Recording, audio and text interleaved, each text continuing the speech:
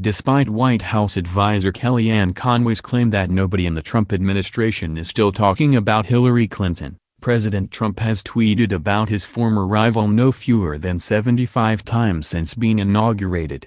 There is no shortage of unanswered questions about Trump after 1 year in the White House. But even alongside debate about his mental fitness and worry over his foreign financial entanglements, in some ways the American president's obsession with Clinton is the most concerning.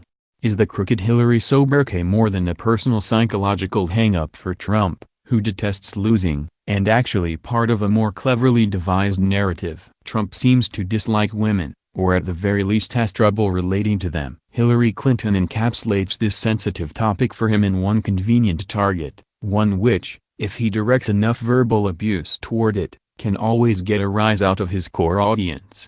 Yet the most constructive question to ask at this point is not whether Trump is personally invested in the daily life of his erstwhile rival. Far more worrying is the long shadow this sideshow is beginning to cast on the future of policy discussion in America. Psychological affirmation or political gambit. Trump's fixation on Clinton is now caught in a feedback loop, having become a regular talking point and source of vexation among the mainstream media pundits. But how the Clinton obsession might be both an unhealthy distraction for Trump and a political tool can be seen in the local politics of Arizona.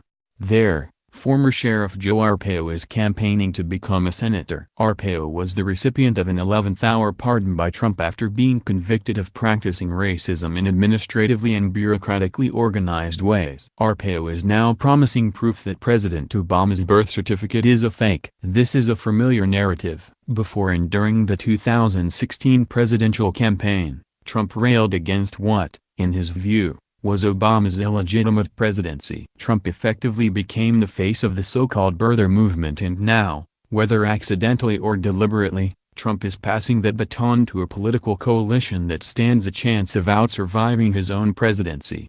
If Trump has an obsession with Hillary Clinton, it's the same obsession the larger GOP exhibits toward most every prominent, liberal-minded person who has promised consequential change in government. Moreover, it's the end result of a years-long pattern, the lurch of American politics towards sideshow and shock value. A great shift where policy itself appears to have vanished beneath the surface-level distractions of identity and adversarial politicking. The policy of no policy. In this way, the president's frequent rallying cries of "Crooked Hillary," a refrain which still draws cheers when he addresses his crowds, is a far more pressing concern than whatever reservations people may have about his general mental health or which social sexual morals he may have tread upon in private. These are simply more arguments for identity politics. What of policy? On the right and the left in America, policy seems to have been replaced by personal attacks, recycled conspiracy theories, birtherism, echoes of the Cold War, and so on, and vague promises of salvation from Democrats, Republicans and globalists. The greater danger, by far, than Trump himself, then, is his style of governance, which is now empowering and inspiring men such as Arpaio, failed Alabama Senate candidate Roy Moore, and others.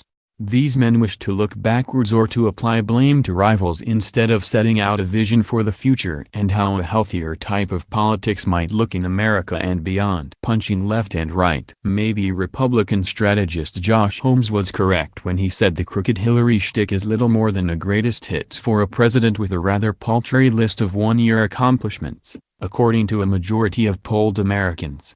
At the end of the day, however, the president's, and therefore America's, continued obsession with Hillary Clinton doesn't need a why when the so what is so much more important.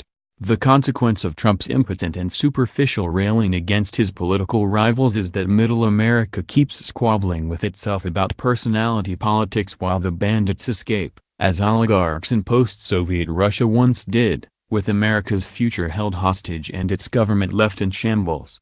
Both sides do it. When the right yells that Obama is a foreigner, the left punches right. When the left implies that all Trump supporters are deplorable, the right punches left. There is a reason, after all, why the phrase political theater exists. Kate Harveston is a U.S. political journalist, where she writes about culture and social justice issues. This piece was originally published by The Interpreter, at the Lowy Institute.